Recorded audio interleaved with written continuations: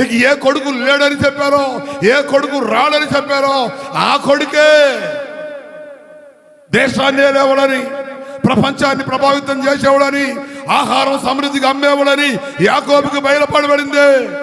ఏ కొడుకు సరిపోయాడని బాధపడుతున్నావో, ఏ కొడుకు దూరంగా ఉండాలని నువ్వు వ్యాధులు చెందుతున్నావో, ఏ కొడుకును బట్టి నువ్వు ప్రేమ కలిగి వ్యాధులు చెంది ఒంటరిగా మిగిలినావో ఆ కొడుకు సజీవంగా ఉండాలని చెప్పే ఒక రోజు నీకు రాబోతుంది. ఆ కొడుకు చేయని దేవుడు హెచ్చించే రోజు రాబోతుంది. ఆ కొడుకు ద్వారానే నీకు పోషణ పంపించే దేవుడు చేయాలనుకుంటున్నాడు. యాకోబు అనుకున్నాడు 11 మంది వల్ల ఏ ఉపయోగం లేదు అని, కానీ దేవుడు 12వ వాడిని సిద్ధపరిచాడు. సంఘంలో అందరూ బలహీనలు ఉన్నారని బాధపడుతున్నావా?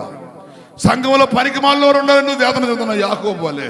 కానీ దేవుడు ఒక యోసేపుని సంఘంలో ఉంచుతాడు.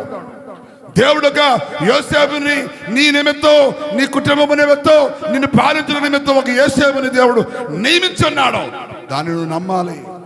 భయపడమాక, కలవరం చెందమాక.